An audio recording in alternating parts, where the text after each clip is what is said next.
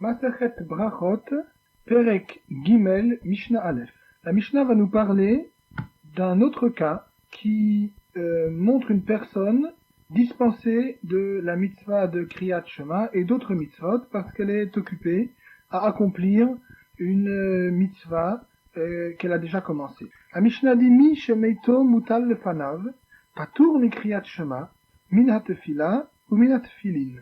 Quelqu'un qui a devant lui une personne décédée, une personne morte, et dont il a le devoir de s'occuper de l'inhumation, de l'enterrement. C'est-à-dire une personne dont il a le devoir de porter le deuil, un des proches parents, ou également un met mitzvah, c'est-à-dire une personne qui n'a personne dans sa famille qui pourrait s'occuper de son enterrement. Donc, tout juif a l'obligation immédiate de s'occuper de le porter en terre. Une personne donc qui est occupée, qui a le devoir d'enterrer quelqu'un d'autre, est dispensée de Kriyat Shema, de réciter le Shema, Minat Fila, de la Tfila également de la Shmoneh Esrei, et également de la mitzvah de Tefilin. C'est-à-dire que il est occupé actuellement par cette mitzvah, et il ne peut donc se libérer pour accomplir une autre mitzvah qui survient à ce moment-là. La Mishnah ici nous a indiqué trois mitzvot dont cette personne est dispensée, le Shema, la Tfila et les Tfilin, mais elle a essentiellement cité celle-là, d'après les Mefarshim, parce que ce sont des mitzvot particulièrement importantes qui concernent la Kabbalat ol Malchut Shamayim, l'acceptation du joug de Dieu, de l'existence de Dieu. Mais la loi est valable également en ce qui concerne toutes les mitzvot, et d'ailleurs dans la Mishnah qui est rapportée dans les Gemarot, la version est que la personne est dispensée de toutes les mitzvot qui sont écrites dans la Torah. Comme nous l'avons dit, le Tosfot Yom Tov indique que ces mitzvot-là cités ici sont particulièrement importants. La Mishnah continue. Nosei amita vechilufeihen vechilufei chilufeihen et shelifne amita ואת שלאחר המיטה, את של המיטה צורך בהן פטורין, ואת שאין המיטה צורך בהן חייבים. Un long passage qui vient nous préciser quelles sont les personnes lors d'une mitzvah de levaya, lors d'une mitzvah de kuvura, un enterrement, qui sont dispensées précisément des mitzvot et lesquelles ont néanmoins certaines obligations. Donc la Mishnah a dit Nosé Amita, ceux qui portent le lit, qui sont en train de porter donc le cercueil, le lit mortuaire, Vechilufeihen, et ceux qui sont prêts pour remplacer ces personnes qui portent le lit. Vechilufeihen, et les personnes qui viendront remplacer les premiers remplaçants. C'est-à-dire que apparemment on transportait le lit mortuaire sur une longue distance à pied, et les gens portaient donc le cercueil. Et au fur et à mesure, les gens se relayaient, se remplaçaient les uns les autres, afin de pouvoir transporter le cercueil jusqu'à la tombe, jusqu'à l'endroit où on le mettait en terre. Donc il y avait des personnes qui effectivement portaient le lit, et toujours d'autres qui marchaient à côté, et qui étaient toujours prêts à remplacer les premiers lorsqu'ils seraient fatigués. Donc, ces personnes-là, Et Shelifne Amita, ceux qui marchent devant le convoi, devant le lit, ou bien ceux qui sont derrière, qui marchent à la suite du convoi.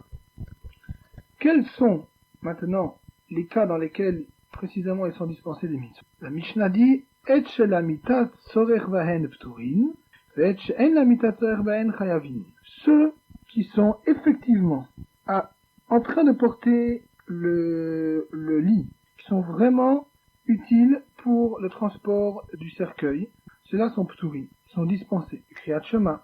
Et ceux dont le lit n'a pas besoin, littéralement, c'est-à-dire que finalement ils sont là pour accompagner le corps, pour accompagner le convoi, mais c'est uniquement pour lui rendre honneur, pour lui faire honneur. Ils ne seront pas amenés eux-mêmes à transporter, à soulever le cercueil. Eh bien ces personnes-là, Chayavin, sont obligés de dire le Kriyat Shema, et la Mishnah se termine en disant Elu va Elu Pturin minat fil. Ceux-là comme ceux-là sont Pturim, sont dispensés de dire la Shmoneh Esrei. C'est-à-dire également ceux qui portent le lit, effectivement, mais également ceux qui sont uniquement venus accompagner et faire honneur à la personne décédée, tous sont dispensés de la tfila, de la Shemona Esrei. Pourquoi?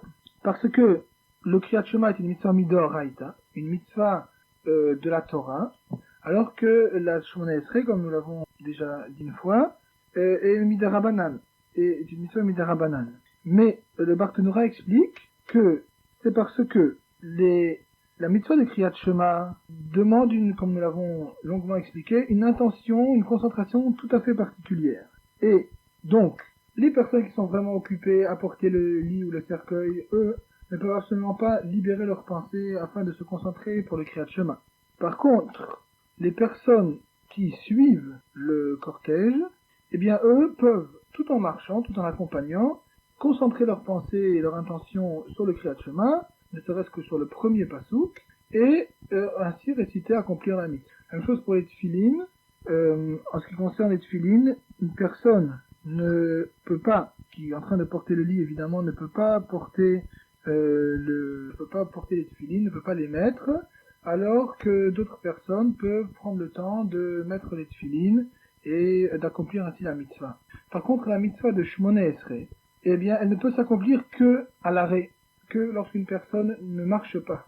Or, étant donné que la mitzvah ici, même pour les gens qui ne portent pas le lit, marcher pour accompagner le défunt, eh bien, dans ce cas-là, ils sont dispensés de s'arrêter pour réciter spécialement Esrei, et donc, également eux, sont p'turim de accomplir la tfila, la mitzvah de tfila. Donc, dans cette Mishnah, nous voyons qu'une personne qui est directement impliquée par l'enterrement d'une autre personne est entièrement dispensée de mitzvot. Les gens qui sont occupés actuellement à enterrer une autre personne, eh bien ça dépend de leur tâche, ça dépend de leur occupation effective. S'ils sont vraiment entièrement pris par l'issement de la mitzvah, eh bien ils sont dispensés des mitzvot. Par contre, ceux qui accompagnent, il y a certaines mitzvot qu'ils peuvent néanmoins accomplir, et dans ce cas-là, Masachet Brachot Perek Shlishi Mishnah Bet.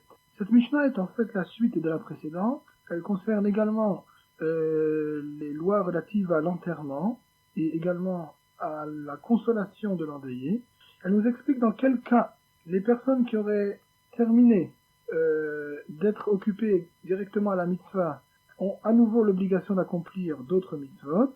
Et également, la Mishnah nous dit qu'il y a certaines personnes, également concernant la mitzvah de consoler l'endeuillé, qui néanmoins sont obligées d'accomplir la mitzvah, par exemple du Kriyat Shema. Nous allons voir pourquoi dans la Mishnah. Donc la Mishnah nous dit Kavru et Hamet v'chazru. Im yocholin la'atril ve'ligmor ad shelo yagiu la'shura yatrilu. Ve'im lav lo yatril. Lorsque l'on a enterré la personne et que l'on revient de la tombe, si l'on peut commencer et terminer à réciter, selon le Barthénoura, le premier passage du Kriyat Shema, selon le Rambam, qui reprend la Gemara, uniquement le premier pasouk. Si l'on peut donc commencer et terminer ce passage, soit le pasouk, soit la paracha, jusqu'à ce que l'on arrive à l'endroit où l'on forme la rangée de consolation, eh bien, dans ce cas, on commence effectivement à réciter ou de réciter le Kriyat Shema. Mais, dans le cas contraire, si l'endroit où l'on forme cette rangée est trop près de la tombe, on ne commencera pas du tout à réciter le Kriyat. Quelques explications au sujet de cette première partie de la Mishnah. Nous savons qu'il est une mitzvah de consoler les endeuillés. Et on a le minhag, jusqu'à aujourd'hui d'ailleurs, de former ce qu'on appelle une amida b'shura, une rangée, double rangée, c'est-à-dire on aligne des gens debout en deux rangées parallèles, et que l'on fait passer la personne endeuillée entre ces deux rangées de personnes. Et lorsque l'endeuillé passe, on lui récite la phrase consacrée, Amakom inachem etrem betor sha'ar avlei Tzion Yerushalayim, que l'Éternel vous console, vous apporte le réconfort, la consolation, au sein de tous les endeuillés sur Sion et Jérusalem. Et on formait cette choura, on la compose, plus ou moins loin de la tombe, en tout cas en dehors généralement du cimetière. Et donc la Mishnah nous dit qu'une fois que l'enterrement proprement dit est terminé, si on a encore le temps, jusqu'à ce que l'on arrive à l'endroit où l'on forme la choura, de commencer et finir disons, le début de Kriyat Shema, le premier passage ou le premier paragraphe, le premier pasuk même, eh bien, on doit le faire. Puisque, actuellement, on n'a pas d'autre mitzvah qui a priorité. Jusqu'à ce qu'on en vienne à accomplir la mitzvah de consolation, on a, si on peut dire, rien d'autre à faire. Et étant donné que c'est encore le moment de réciter le Kriyat Shema, qu'on a encore à ce moment-là la mitzvah de Kriyat Shema, eh bien, on doit immédiatement le faire, puisque on n'est pas occupé à une mitzvah actuellement. Par contre, si l'endroit où l'on forme la shura est très près de l'endroit où a lieu l'enterrement, et que on n'a pas le temps de s'occuper à réciter le Kriyat Shema, eh bien, on est considéré néanmoins comme Osek de mitzvah patur min mitzvah, on est considéré comme quelqu'un qui est pleinement en train d'accomplir la mitzvah, et comme la mitzvah de apporter consolation à une personne endeuillée est une mitzvah midoraita, une mitzvah qui vient directement de la Torah, eh bien cette mitzvah, donc, a priorité, repousse celle de Kriyat Shema. Ce qui vient nous faire comprendre que le principe de patur min mitzvah, asuk ba mitzvah, patur min mitzvah, dispense des mitzvot à partir du moment où on est pleinement en train d'accomplir une première mitzvah et qu'on n'a pas du tout la possibilité d'accomplir l'autre. Dans le cas où on retrouve la possibilité d'accomplir également la deuxième, eh bien on ne doit pas dire, bon ben, puisque j'étais maintenant occupé à faire la première mitzvah, je suis entièrement dispensé des autres.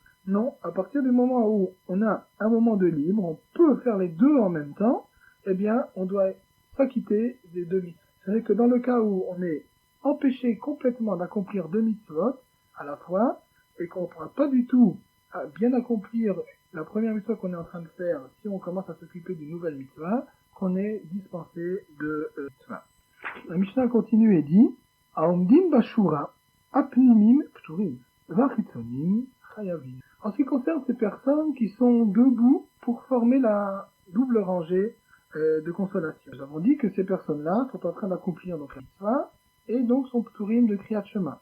Mais la Mishnah précise apnimim, c'est-à-dire ceux qui sont à l'intérieur de la rangée, autrement dit qui voient directement l'endeuillé passer, qui sont vraiment face à face avec lui. Ceux-là sont pturim du Kriyat Shema, effectivement, puisque ce sont eux qui sont en face de la personne qui passe et qui lui récitent la phrase de consolation. Par contre, dit la Mishnah, les chitzonim, ceux qui sont placés à l'extérieur de la rangée, il semblait qu'il y avait beaucoup de monde qui composait ces rangées, il y en avait donc qui étaient plus en arrière.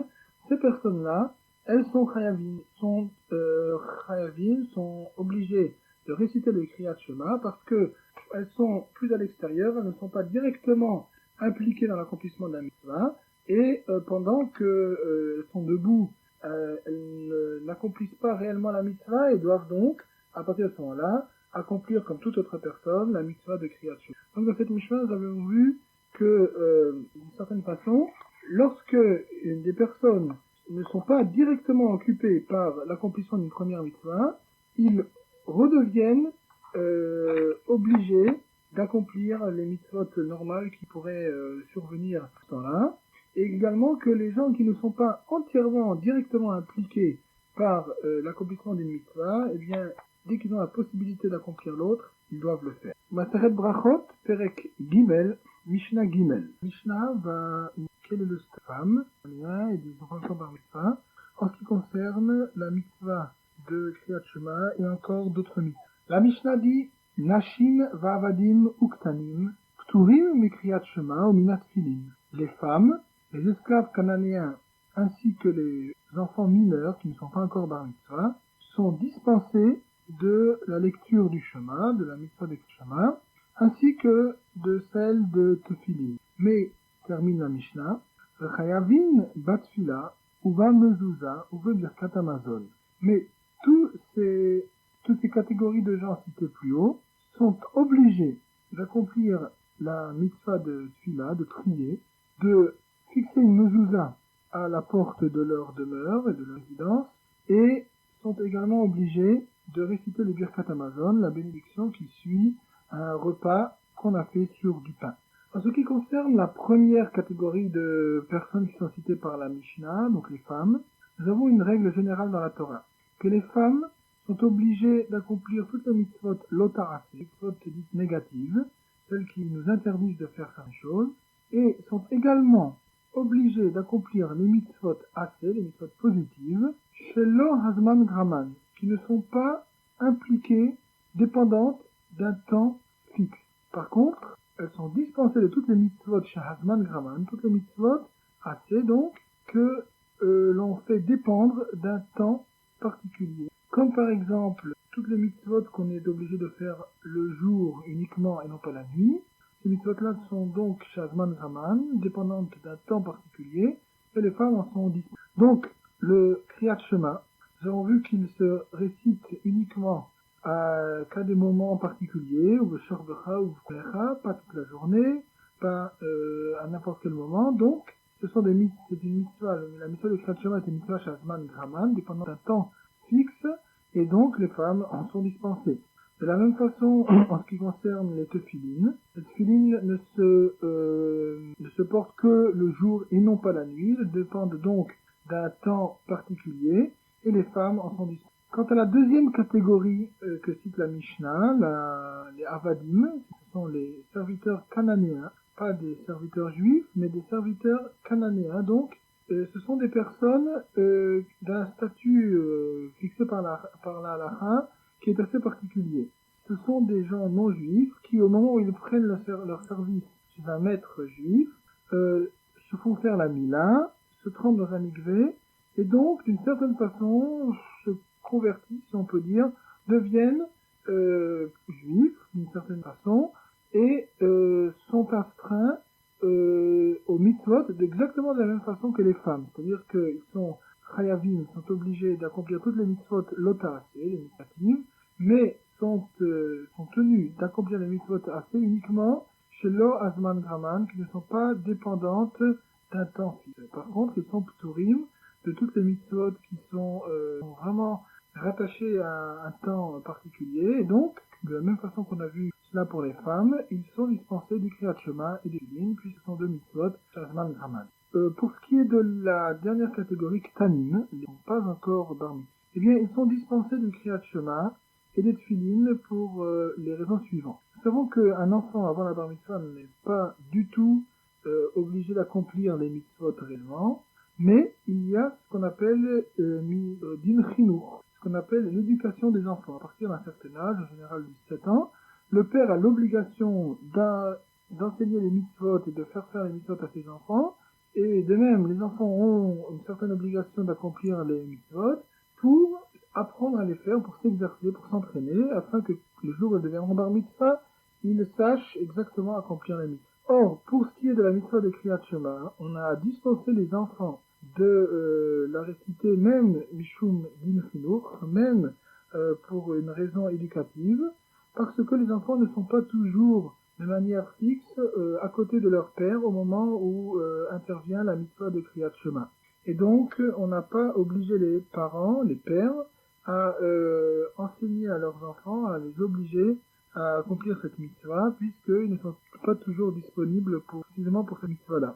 De la même façon, en ce qui concerne les tefilines, nous savons que les tefilines doivent être portés uniquement dans un état de propreté corporelle la plus parfaite. Il faut que le corps soit le gouf naki, un corps vraiment propre, qu'on se soit nettoyé de tous les besoins, etc. Et un enfant, jusqu'à la bar mitzvah en général, n'est pas assez rigoureux, ne fait pas assez attention à se garder dans un état de propreté adéquat au port des tefilines. Et donc, bien que, en vérité, à cause du problème de la mitzvah d'éduquer les enfants, ils auraient dû normalement les porter, mais pour cette mitzvah particulière, on les a dispensés jusqu'à ce qu'ils puissent atteindre un certain niveau de compréhension, de maturité qui leur permettra de porter les tefilines en toute propreté. Par contre, la Mishnah nous a dit que toutes ces catégories de gens sont obligés de réciter la Shema Yisraël, de fixer une mezouza et de réciter le Birkat Hamazon. En ce qui concerne la Shemona Esrei, la Gemara, le Shalmi, nous explique que la Tfila, la Shemona Esrei, est en fait une demande de Rachamim, une demande de miséricorde, de grâce à Dieu, et que chacun a l'obligation pour lui-même de demander ses besoins, de demander de la miséricorde, de demander à Dieu de l'aider, etc.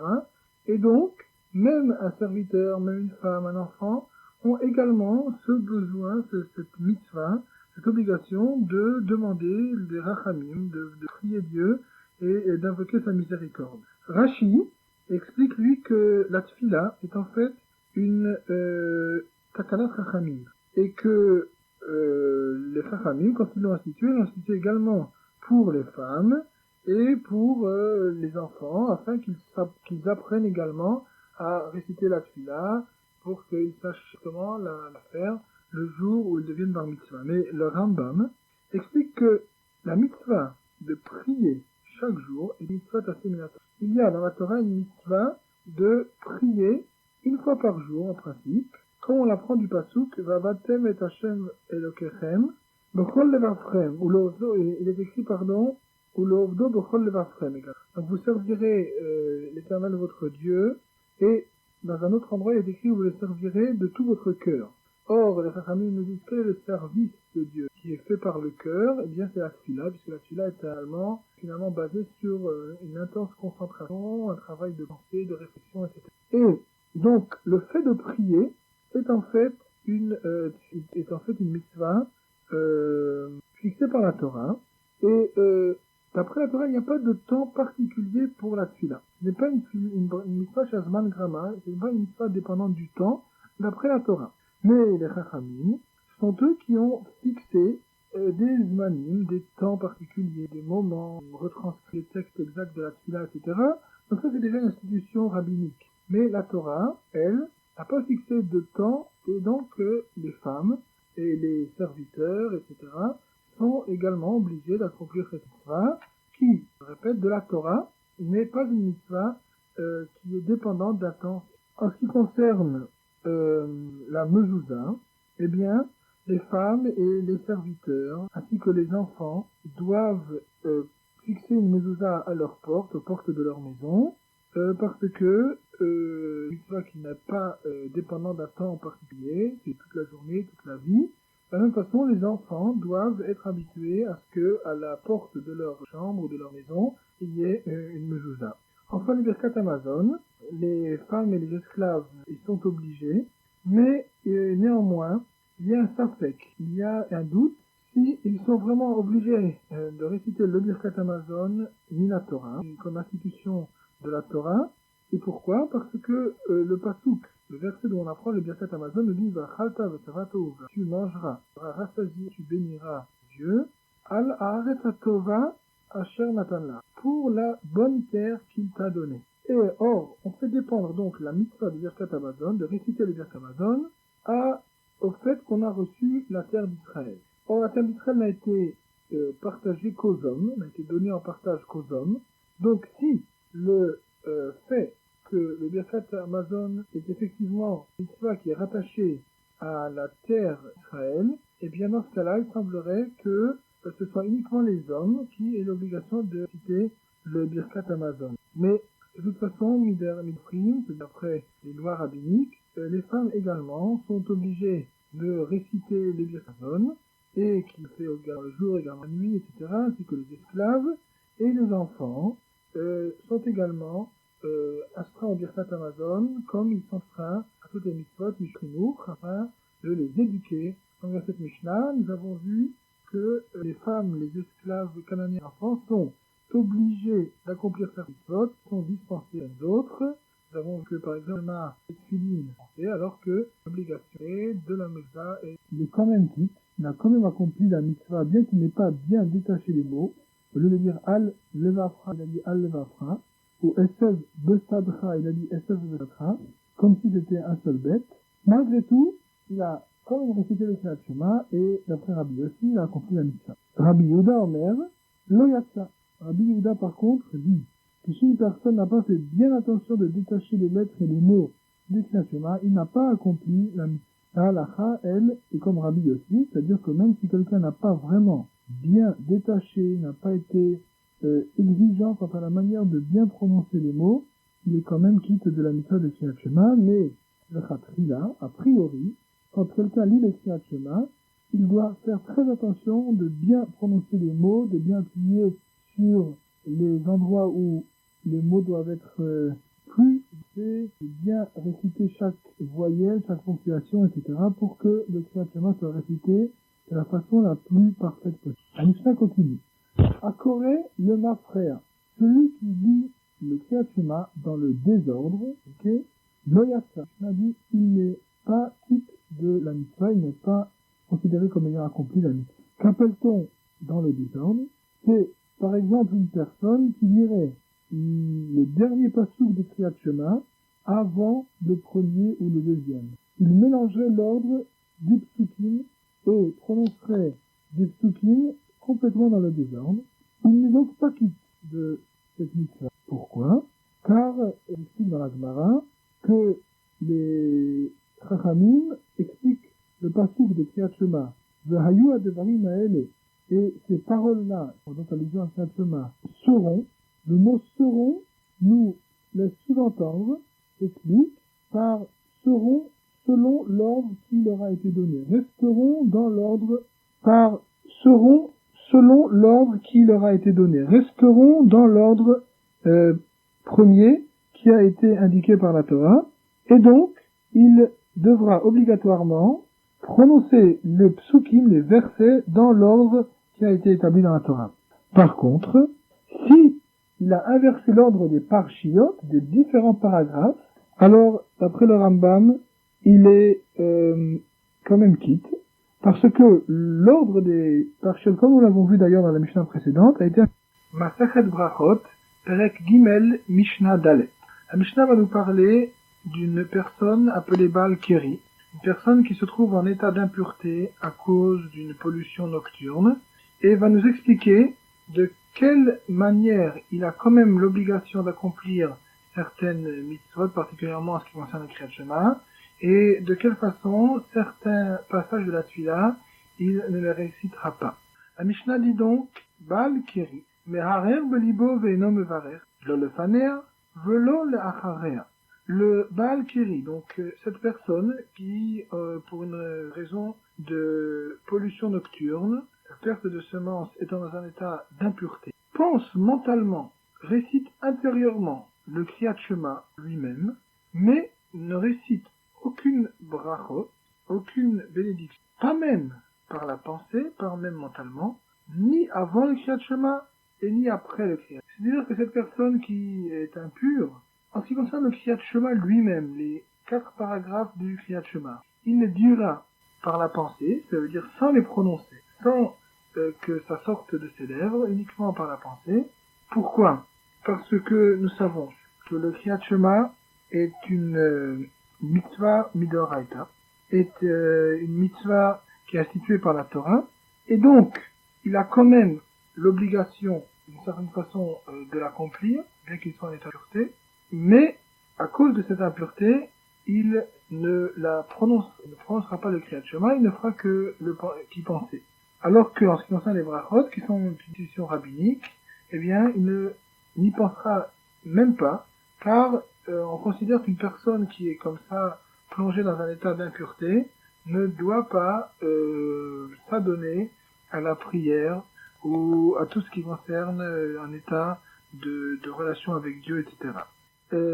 Certains disent que, en ce qui concerne le Kriyat Shema, quand il le dit dans sa pensée, quand il le dit intérieurement, il n'est absolument pas quitte d'avoir accompli la mitzvah. Nous l'avons d'ailleurs dit dans des Mishnah précédents. Mais on a obligé une personne qui est Baal Keri, néanmoins, à penser le Kriyat Shema en même, afin que lorsqu'il se trouve dans une assemblée de gens qui sont en train de prier, qui disent le Kriyat Shema, lui-même ne soit pas entièrement détaché de la pensée générale de toute l'assemblée, qui ne pense pas à des choses futiles, etc.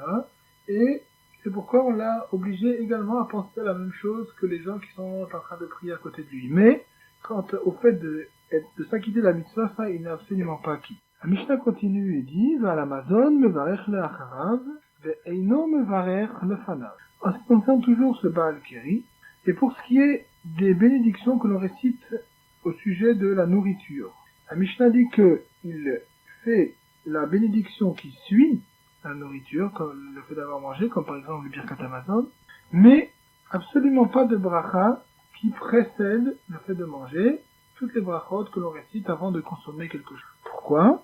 Comme nous l'avons dit, la Birkat Hamazon, la bénédiction que l'on récite après eh bien, il est une obligation de la Torah, comme il est écrit Vachata v'Sabata u'Verachta, et donc, il a quand même l'obligation de la réciter, mais d'après Rabbeinu Yona, dans ce cas également, la Mishnah dit que cela se fera mentalement. Il ne prononcera pas le Birkat Hamazon avec ses lèvres, il le fera intérieurement et mentalement, car on veut l'obliger à, d'une certaine façon, accomplir cette mitzvah qui est midoraita, néanmoins, l'état d'impureté l'empêche de l'accomplir comme d'habitude en la prononçant et en coupant les mots avec ses lèvres. Par contre, en ce qui concerne les brachot qui suivent, ou qui précèdent le fait d'absorber de la nourriture, ça c'est uniquement une institution rabbinique, et l'état d'impureté vient entièrement le dispenser ou vient l'empêcher de prononcer ces bénédictions. La Mishnah continue et dit Rabbi Yehuda Omer,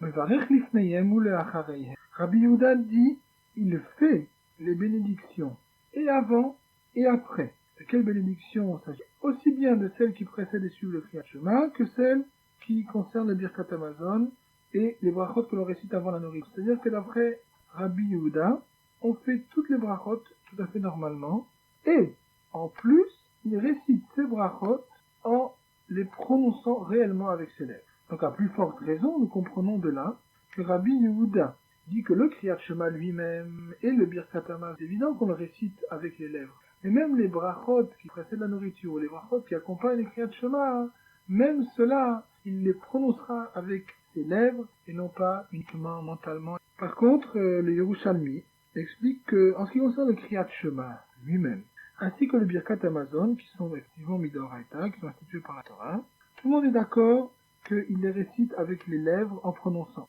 Et la discussion de notre Mishnah ne porte uniquement qu'en ce qui concerne les brachot, qui elles sont midarabanan, qui sont toutes les institutions rabbiniques, et donc c'est à ce sujet-là que l'on discute dans la Mishnah si on doit les prononcer ou pas les prononcer. Quelques explications supplémentaires au sujet de cette Mishnah et au sujet de ce statut de Baal Keri, de cette personne qui donc a été impurifiée, a été souillée par une perte séminale, soit volontaire, soit involontaire. Cette personne donc, et à partir du moment où elle a eu une pollution, est considérée comme impure et afin d'être à nouveau pure, elle doit se tremper dans un mikvé, et comme nous l'avons déjà expliqué. Mais cette personne, quand elle n'a pas eu la possibilité de se purifier, eh bien, elle n'a pas le droit, normalement, de prononcer des divrei Torah, d'étudier la Torah, de prier, de réciter le Shema, etc. Or, cette défense ne provient pas de la Torah. En effet, d'après la Torah, les divrei Torah, les paroles de la Torah ne peuvent jamais recevoir ce rêve d'impureté, ne peuvent jamais s'impurifier. Nous apprenons ça d'un pasouk Yirmia, dans Jérémie, qui compare la Torah à un feu brûlant, un feu ardent. Le feu ne peut jamais devenir impur. Et la Torah elle-même, également, ne peut accepter, on ne peut concevoir que la Torah donc puisse être pure, même par une personne, même lorsqu'elle est récitée ou étudiée par une personne elle-même est impure. Mais Ezra Sofer et son Beddin ont institué, pour des raisons que nous n'avons pas la possibilité, c'est un peu trop long, mais nous savons qu'Ezra a institué une purification obligatoire pour toute personne qui se serait souillée à cause d'une pollution nocturne. Et d'après cette takana, d'après cette institution, jusqu'à ce que la personne ne se soit trempée dans un mikvé et ne se soit purifiée, elle ne pourra pas prier ou étudier. Mais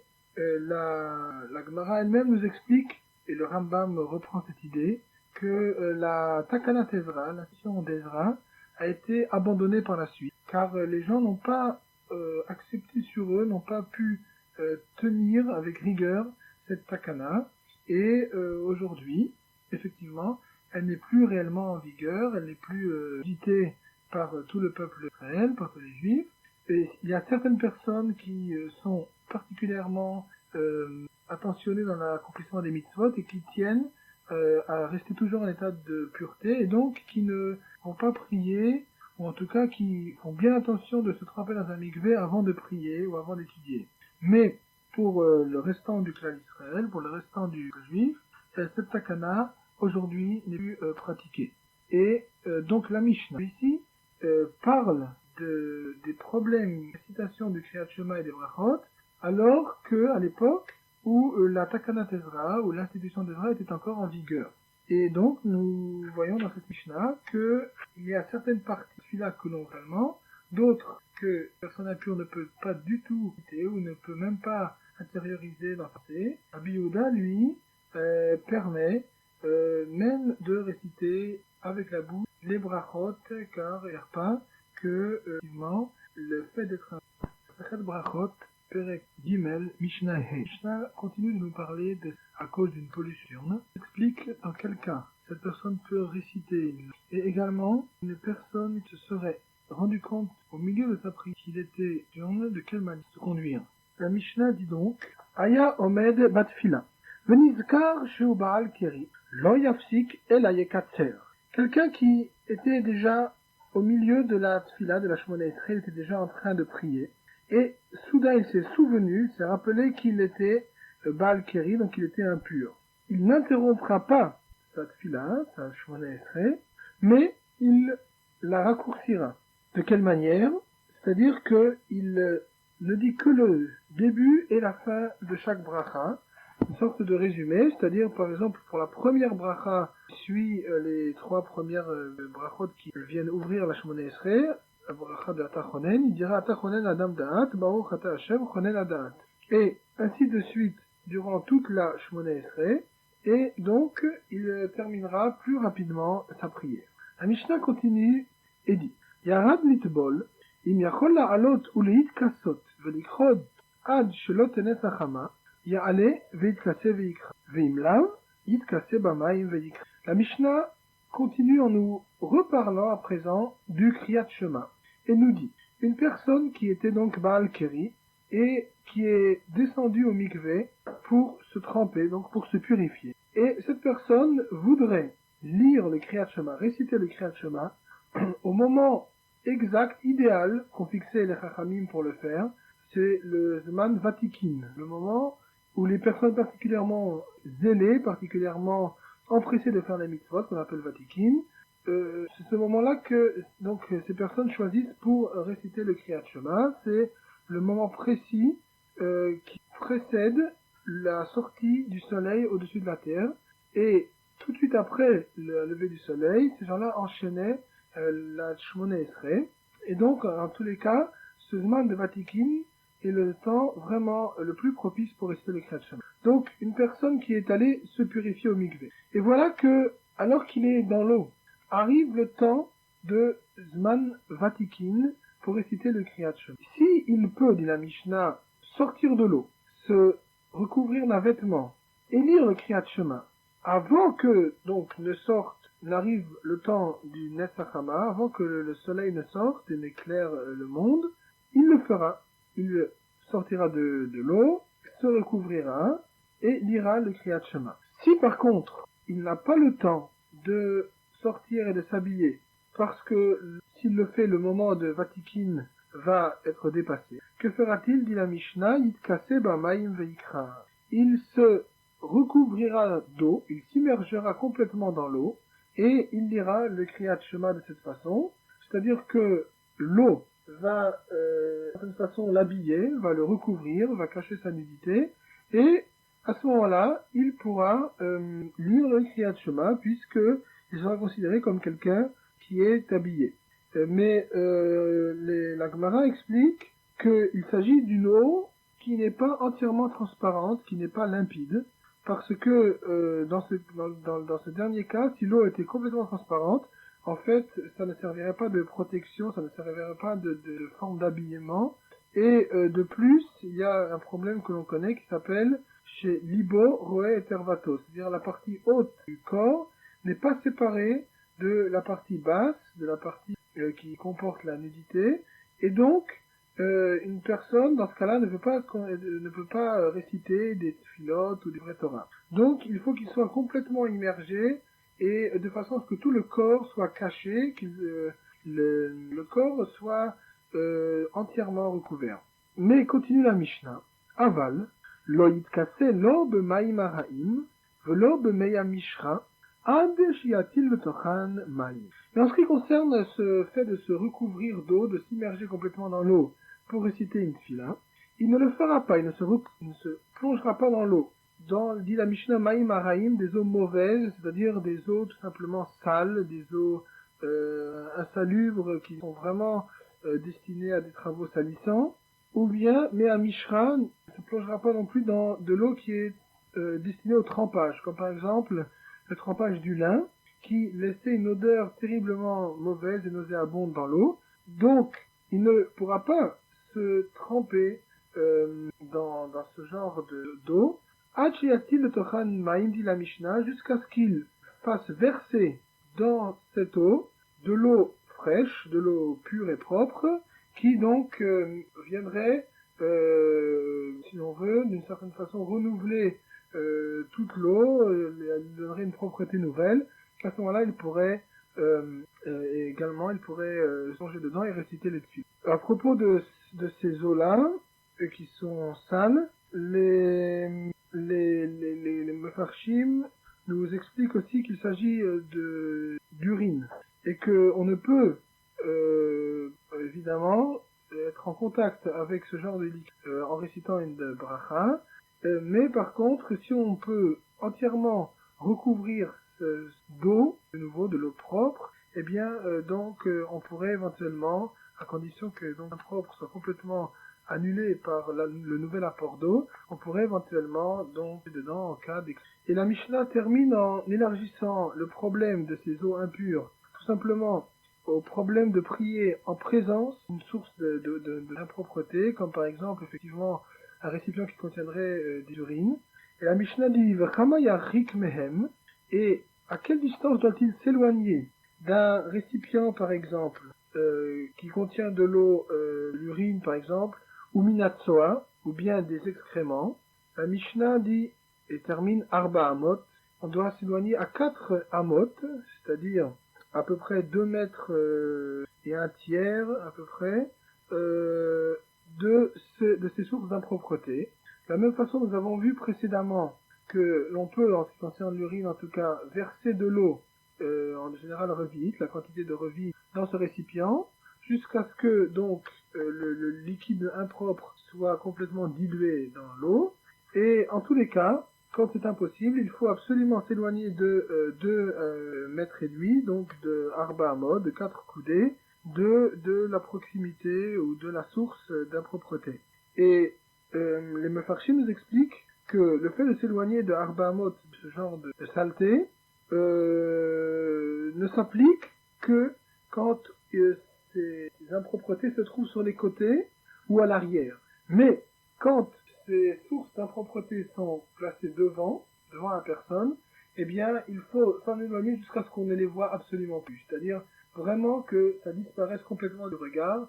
Même Arba Amot, même 4 coudées ne suffisent pas. Il faut vraiment être complètement éloigné de façon à ce qu'on ne voit plus ces saletés, et à ce moment-là on pourra normalement. Donc cette Mishnah nous a appris qu'une personne qui se rappelle soudain au milieu de cette fila qu'il est Balkeri doit raccourcir cette fila, que en cas de besoin, si quelqu'un est plongé dans l'eau du mikvé au moment où arrive le Zman Vatikin pour réciter Kriyat Shema, il peut réciter le Shema en se plongeant dans de l'eau qui soit trouble, qui soit pas trop limpide, et de la même façon qu'il faut s'éloigner de toutes sortes sources d'impropreté, de saleté, en particulier des urines ou des excréments, à une distance de Arba Amot, en ce qui concerne les côtés et l'arrière, mais par contre, quand cette source d'impropreté est devant nous, on doit complètement la faire disparaître afin de pouvoir à nouveau prier.